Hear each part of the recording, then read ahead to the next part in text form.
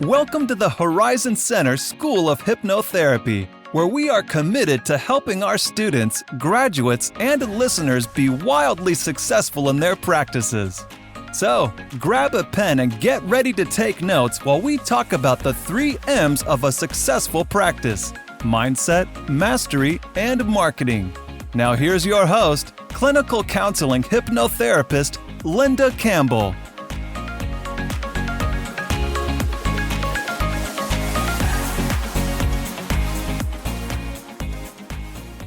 Hi, and welcome to the podcast. Today we're going to talk about hypnotic depth and specifically how to work with the 90% of the clients you'll get who tend to stay a little bit lighter.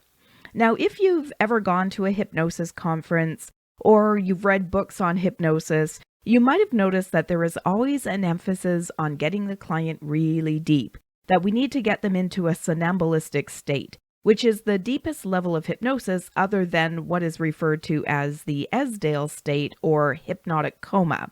So there are basically 4 depths. Hypnoidal is the lightest, where the client is still paying a fair amount of attention, maybe questions that they're in hypnosis because they're following you. Cataleptic is the next one down. Then somnambulism, which we're all told is the golden rule for hypnosis. Got to get them into a somnambulistic state. And then the hypnotic coma or the Esdale state, where the person is basically non-responsive.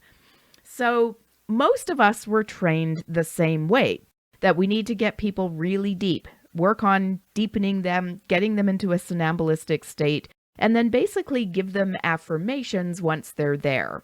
So for example, if a client came for weight loss, you would get them as deep as you could possibly get them, and then give them a bunch of suggestions like, you eat foods that are healthy, you are moderate when it comes to portion size, you eat only what your body requires to feel satisfied and content. So you're basically getting them deep and then loading them down with a bunch of suggestions around their goal.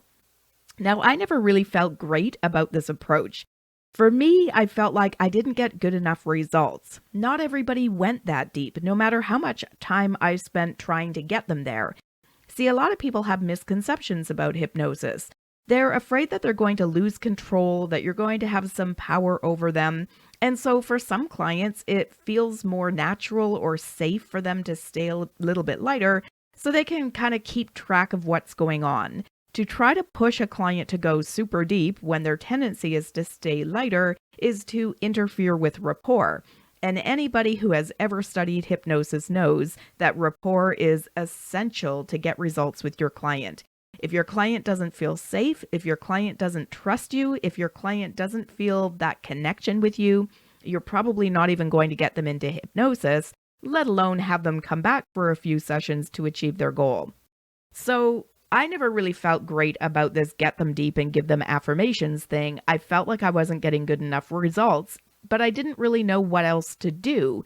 That's what I was taught to do. I was also taught that if the client doesn't go deep, or they don't get results, it's because of the client. Maybe the client doesn't really want results. Maybe the client is resistant, as though being resistant was some terrible thing. So I wasn't that thrilled with my hypnotherapy practice in the very beginning because I felt like people weren't really getting the results they were paying me for. And I felt like it wasn't the client's fault. If this client is calling me or sending me an email, having a conversation with me about their goal, coming in to talk to me, paying me money, there must be some part of them that wants to get the results. It never flew with me that, well, it's the client's fault. They're resistant. They don't really want the results. Let the client go. I figured there had to be more we could do for the client. And I was right. There is so much more we can do for the client. When I had my very first weight loss client, I figured out exactly what that was. I am so thankful that this client came into my life at the time that she did, because it changed how I do hypnosis and how I teach my students. So this was a client who came to me for weight loss, and basically she wanted me to reduce her portions. And so I was doing what I was taught to do, get her as deep as I could get her and then give her suggestions for eating smaller portions. Now, unfortunately, not only was the client not following my suggestions, she actually started gaining weight. I'm surprised she even came back. We were a couple sessions in and her weight was going up. And so, out of exasperation during the third session, I said aloud, not expecting my client would actually answer or have any insight into the question I was asking. I just felt guided to ask this question. I said aloud, there must be some reason why you're not following my suggestions. And much to my shock, the client actually started talking. When I asked that question, she had a memory come to mind.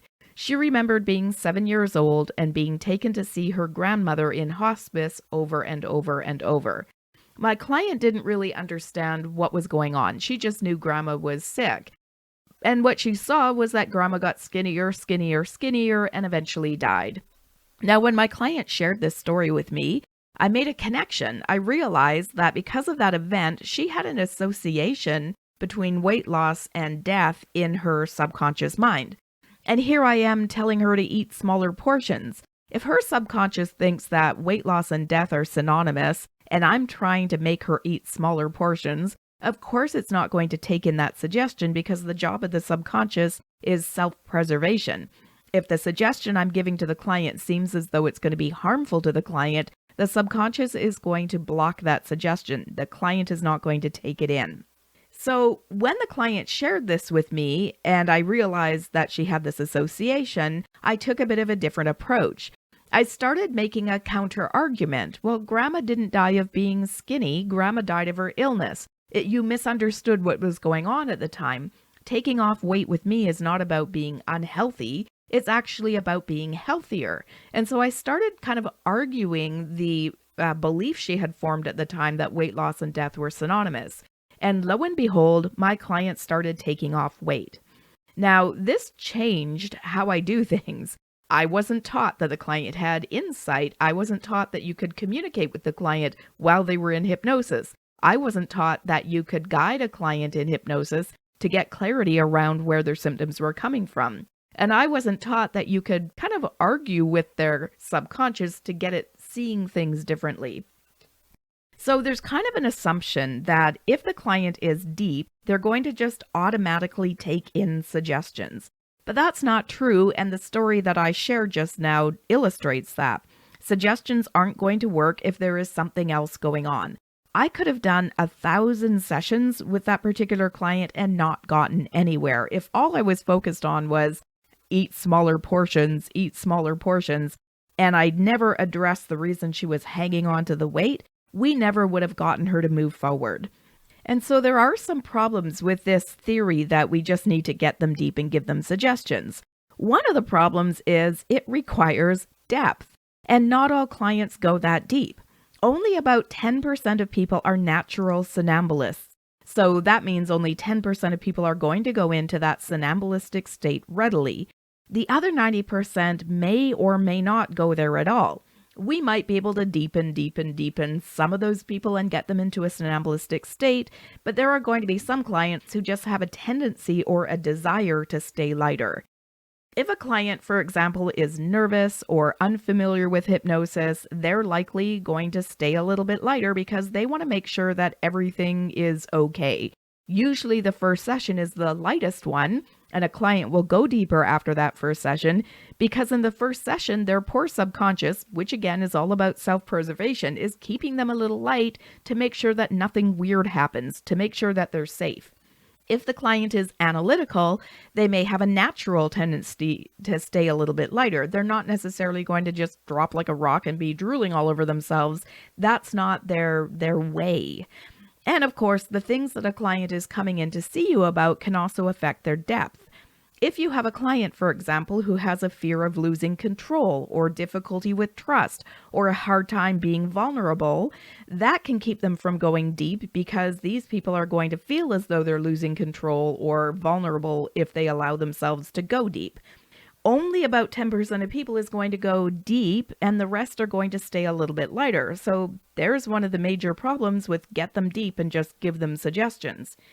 Now, also, simply giving affirmations to somebody who stays light doesn't work either. The reason for this is the client who stays a bit lighter can hear you.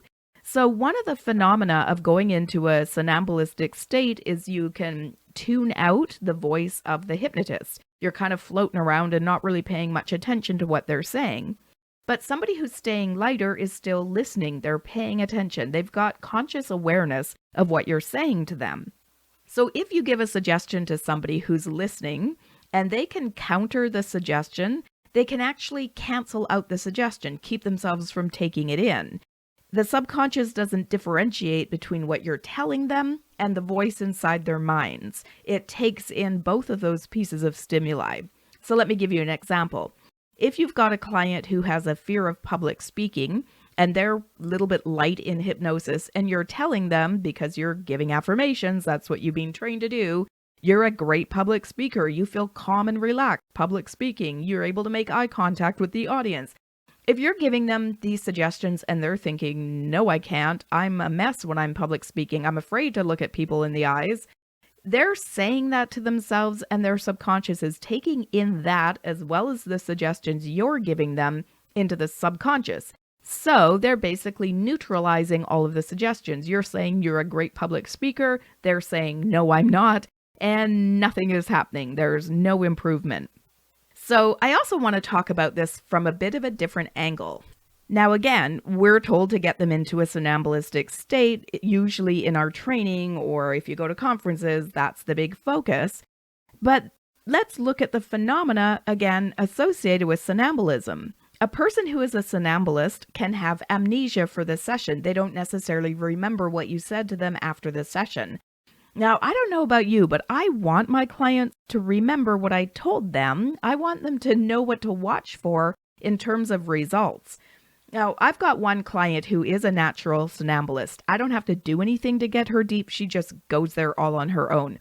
And she remembers absolutely nothing about the session. She's a weight loss client, and we've made a bit of a game of it. She doesn't want me to tell her what I told her in hypnosis, but she'll come back and say, okay, somebody offered me, a food I shouldn't be eating, and I turned it down. And sure enough, she's following all the suggestions that I gave her last time. She just has no conscious recollection of what they are. Now, for that client, she kind of enjoys the game of watching for results and coming back to report to me what she's noticed. But most people, they want to know that you're actually working on their goal. And they want to know what to watch for after the session is over so they can tell if it's working or not. I mean, imagine this from the client's perspective. The client comes in, talks to you about their goal, goes into hypnosis, remembers nothing of the session, and then you kind of release them back out into the world. They might be going, okay, so what just happened? And what am I watching for? What kind of results should I expect? I want my client to know what we worked on. I want them to know that I'm addressing what they came to see me about. And I want them to be able to observe what happens after the session to see if the results are matching what I told them they would be doing in hypnosis. Now, another challenging thing about working with a person who is a somnambulist is they may have difficulty doing what the therapist is asking them to do. Now, there are lots of different processes that we can do with a client in hypnosis that are way more meaningful than just giving them suggestions. And I'm going to talk in a moment about why giving suggestions is not particularly useful and why we want to do that more meaningful work. So, for example, I might want to do some inner child work, or I might want to do some regression to help the client uncover the cause of a symptom. Now, if a client is so deep that they can't hear you, they can't actually follow instructions. They can't do those more meaningful exercises. So you're really limited to the kind of work that you can do with somebody who goes into a somnambulistic state. Now, here's the problem with using affirmations or giving suggestions.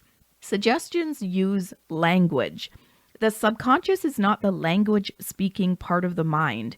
It responds to symbolism, to stories, to imagery, to visualization. It's the creative part of the mind. So language, words don't really work on the subconscious.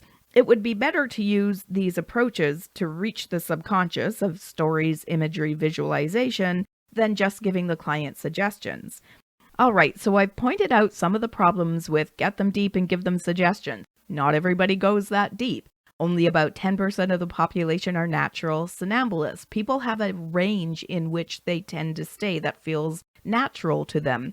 And to try to push somebody past what is considered to be the deepest end of their natural range could mean breaking rapport with them. A client who is nervous, has difficulty losing control, difficulty being vulnerable, difficulty trusting, who is unfamiliar with hypnosis may want to stay a little bit lighter in order to ensure that they're safe. And when you've got somebody deep, you're limited in the approaches that you can use with them, and you're limited to basically giving them suggestions, which is not the language of the subconscious, so it's not a good fit for somebody who goes deep. So let me give you some ideas as to how you can work with the other 90% of the population who stay a little bit lighter. I think instead of trying to push them to go deeper when that's not natural for them, we should work with their tendency to stay lighter. All right, so ideas for working with somebody who stays a little bit lighter. The first one is to prove to your client that they're in hypnosis before you give any suggestions or before you move on to do any work on them. The client should know that they're there before you proceed. Why is this important? Well, as I said, if 90% of the clients stay a little bit lighter, but they don't realize that that's actually a hypnotic state, they may begin to question whether they're in hypnosis or not. See, we're used to seeing stage hypnotism as our only example of what hypnosis looks like, and stage hypnotists tend to get people up on stage who are that 10% who go into a deep hypnotic state. They need those people. Those people tend to be big extroverts. They don't care what people think of them. They're happy to be up there entertaining.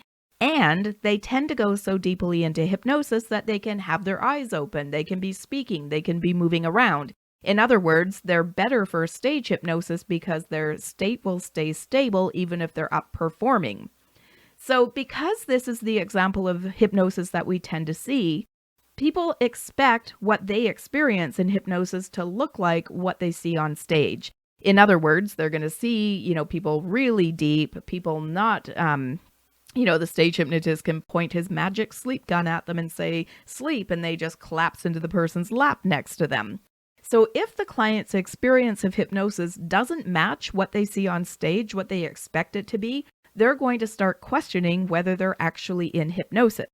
Now, I said earlier that the client is taking in what you're telling them, but they're also responding to their own thoughts. So if you've got somebody in hypnosis and they're thinking to themselves, I'm not in hypnosis, I'm not there, this isn't working, this is bogus, they're actually giving those things to themselves as hypnotic suggestions. So you could very well have somebody in a hypnotic state, but they're relatively light. They don't recognize they're in hypnosis, therefore they start questioning it, and the questioning it pulls them out of hypnosis.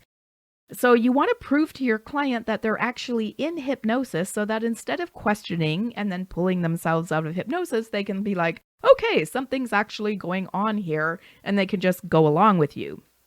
So how do you prove to the client that they're in hypnosis?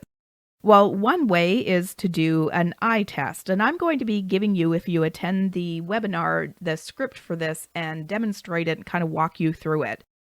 So the eye test is essentially suggesting to the client that the little muscles around their eyes are nice and soft and relaxed. In fact, they're so soft and relaxed the client just can't open their eyes. And then you ask them to give them a little try, but the more they try, the more soft and relaxed those muscles become. And when they know those muscles are too soft and relaxed and the eyes are going to stay closed, they can give you a nod.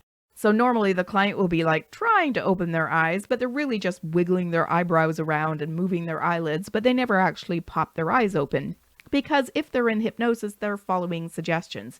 You've told them to try to open their eyes, which really suggests that they're going to fail, and that the more they try, the more soft and relaxed those muscles will become. So it can be a pretty dramatic test for the client because if they're sitting there thinking, oh, I'm not in hypnosis, but then they try to open their eyes and they can't actually open them, it convinces them that something has happened. So that is the first suggestion, is prove to the client that they're in hypnosis in some way before you move on to doing any work so that both you and the client know that they're there and the client isn't questioning anything and thereby pulling them out of hypnosis. Now, my second tip for working with somebody who tends to stay light is to get the client involved in the hypnotic process.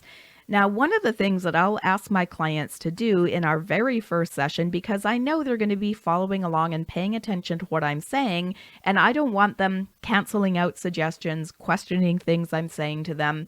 I want whatever's going on inside their head to be reinforcing the work that we're doing, not working against it. So I'll say to my client that they don't have to follow me. We're accustomed to, oh, somebody's speaking to me, I better listen. We get that in school, don't we? We're taught to pay attention when somebody's talking to us. So I'll let my client know that it's okay to tune me out. It's okay to let their mind wander. But if they do find themselves following along and they'd like to help out, there is something they can do. When I say something they agree with, or I give them a suggestion they feel is a good fit for their goal, they can think yes, or they can repeat the suggestion to themselves. Now, I say this because, again, if the client is following along, we might as well use their mind to help them take in suggestions instead of having them inadvertently think something like, oh, I already tried that, that didn't work, or I don't know if that's going to work for me. I don't want my client questioning anything. I want my client in hypnosis thinking yes, yes, yes, or repeating things to themselves as a way of reinforcing the work that we're doing. Now, another tip is instead of using generic scripts or basically giving affirmations to a passive client, that you work on uncovering the cause of the client's symptoms. Now, remember, suggesting away symptoms with a client who is lighter doesn't work because the client can question things. So I want my client thinking yes to everything that I'm saying to them. Instead of just suggesting away their symptoms, I want to make a good solid argument to convince their subconscious to let go of those symptoms. Let me give you a sense of the difference. Okay, so let's say that you've got a client who's come for public speaking and they really want to be more confident and more comfortable in front of an audience. Now, if I just do the typical get them deep and give them suggestions, and I'm saying you're a great public speaker, you're relaxed, I used this example earlier, the client is going to be thinking, no, I'm not, inside their mind. But if I can identify where they ever got the fear of public speaking, where did they ever get the idea they're a lousy public speaker? What was the event or the experience that impacted on them that led to them having that symptom? And I can address that, then we can move forward more easily. So let's say I do some regression to identify where the client, ever got thrown off when it comes to public speaking. And let's say they go back to being, 7 years old. They're giving their first presentation in class and some kid at the back of the room laughs at them and it embarrasses my client. Well, now that I know that, I can think of things to say to help shift the impact of that event on my client. For example, I might say that where they are in life now, it's less likely that somebody's going to heckle them from the back of the room. I can't guarantee that people will always be polite and compassionate and considerate to them. But if somebody did snicker at the back of the room, who's going to look bad? My client or the person who did the snickering? I might make the argument that the people that they're presenting to now, of course, I want to check that this information is in fact true for the client. Let's say they have to give a presentation at work, for example, that the people they're presenting to now are interested in hearing what they have to say, are supportive, are, going to be tuning in and not heckling my client. So by understanding the event that had the impact on the client that left them with the symptoms that they have now, you can think of things to say to put that event into perspective.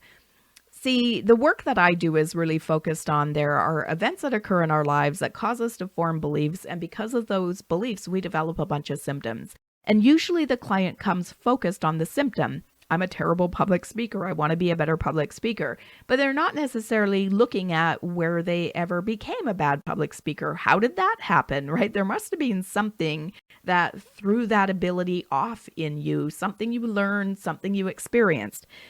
If we can look for the cause of the client's symptom and then address it in the same way that I did with the client whose grandma got skinny, and then died because she was in hospice, if I can present an argument to help the client's subconscious see things differently, now the symptoms begin to shift on their own.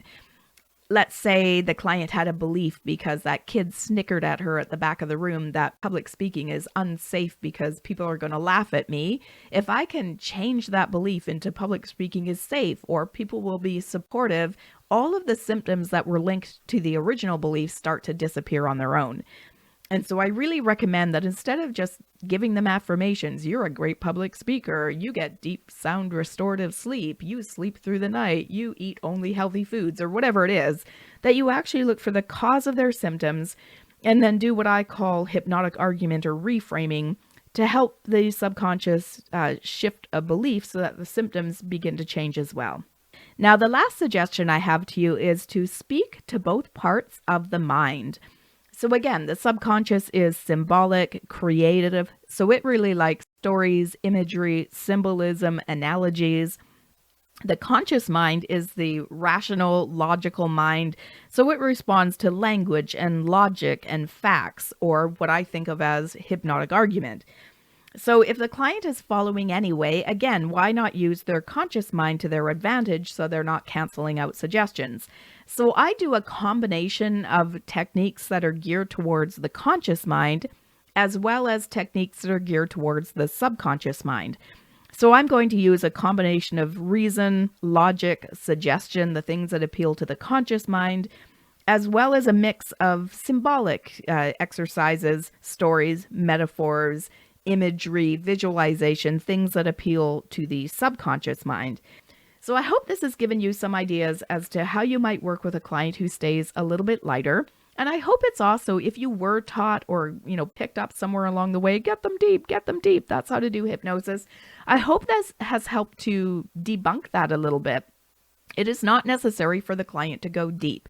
I think the client needs to feel safe, the client needs to feel supported, the client needs to feel comfortable, and letting the client choose their own depth is one way to support all of that. So thank you so much for tuning in. I hope this has given you some great ideas. Thanks so much for listening and have a wonderful rest of the week. Thanks for listening. Remember to check out the Horizon Center School of Hypnotherapy.com for courses, products, and to take advantage of the free test drive of the hypnotherapy certification training.